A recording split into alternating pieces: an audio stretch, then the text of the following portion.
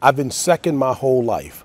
I was the second best player in high school, second pick in the draft, second in the MVP voting 3 times. I came in second in the finals. I'm tired of being second. I'm not going to settle for that. I'm done with it.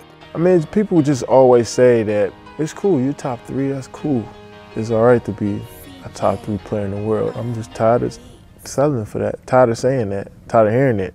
I think that champions are made of that kind of disgust, but it still requires a follow-through. Kevin Durant has been knocking at the door, knocking at the door, knocking at the door. He's knocking on the door. He gets there, but there always seems to be somebody standing in his way. This year, it's Westbrook. He's on far too many occasions, he has deferred. That is unacceptable. Yeah. Kevin Durant cannot defer. Kevin Durant needs to be deferred to. And a legitimate argument could be made with his elite status and his level of proficiency, especially evidenced by him averaging 30 on better than 50% shooting in the NBA Finals. We know that if this dude steps up and says, "To hell with everybody, give me the rock and move out the way," that this dude can deliver the goods. When it's all said and done, KD or LeBron, who is going to have more rings? The answer is Kevin Durant. I truly believe these Golden State Warriors have what it takes to be a dynastic situation. From the moment that KD was drafted in 2007 and all the way up until this current season, he's always been second to LeBron. Second in news headlines, second in ranking, second in popularity. I believe he had a record coming into this season of 4-17, a terrible losing record, as in every matchup that he played against LeBron in throughout his career, LeBron was able to dominate Durant. And understandably, KD is tired of being second. He's tired of being overshadowed by LeBron. He's tired of being looked at as just slightly worse in every category except maybe scoring. And none of this is really to any fault of his own, but purely due to the fact that any player in the league during this time span was gonna be overshadowed by LeBron, who had the clear, undisputed, universal ownership of the title as the greatest player alive. However, this season, after joining Golden State, all of the little things in Durant's game that he showed signs of, defense and rebounding, smart play, efficiency, he's already been an efficient scorer, and it's crazy that now in this season, he's having the most efficient scoring performance of his entire career. At 28 years old, in his 10th season in the league, he's just now having his best year scoring the basketball without taking too many shots, rebounding, defensively. Throughout the time with OKC, he's shown glimpses of being an elite defender because he has all of the tools. He has the anticipation, the length, the quickness, so he can jump out to the three-point line and guard guys on the perimeter. With that quickness, he's able to stay in front of guys, and then he can use his length to bother them. And his length comes into play, especially when getting back into the paint and blocking shots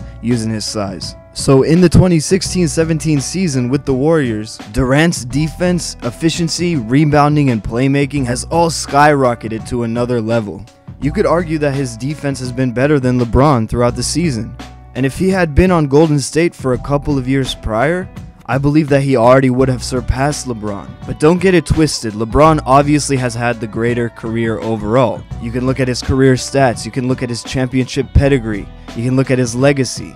But at this point in time, KD may finally be overcoming LeBron once and for all. Maybe he hasn't yet, but he's definitely getting to that point, and we're seeing that so far through the 2017 NBA Finals. Now, at 32 years old, LeBron is steadily reaching the downslope of his career. Now, of course, LeBron James is LeBron James, and not even age is going to be able to slow him down that impactfully.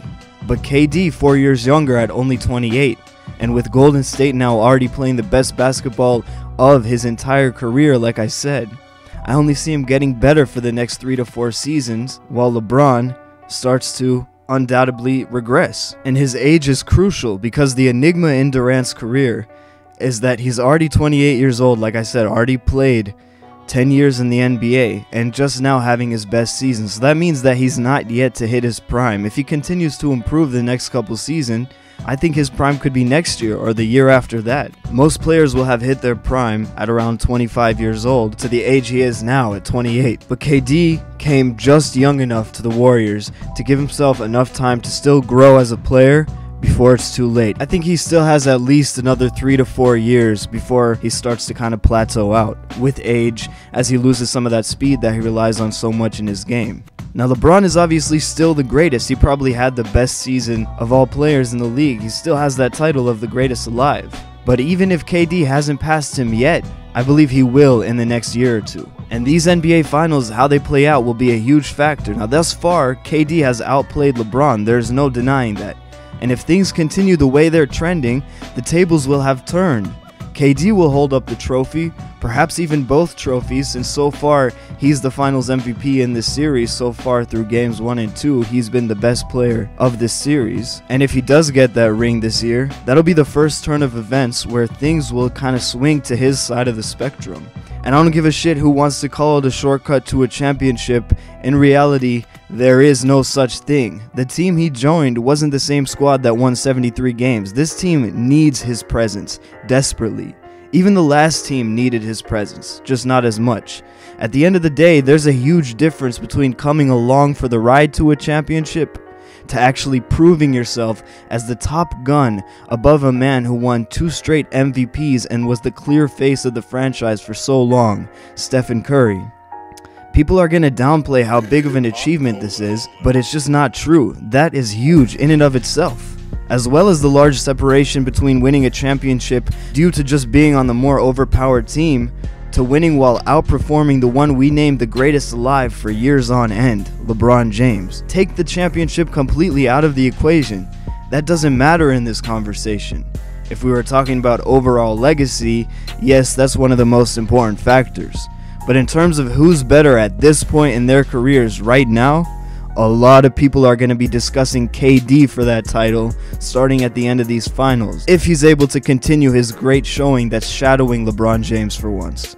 And this discussion is only going to continue expanding as time goes on, from the next season to the next playoffs and perhaps a repeat finals performance and another ring for Durant next year. And slowly and steadily, but nevertheless, the scales will begin to tip in KD's favor for the first time ever.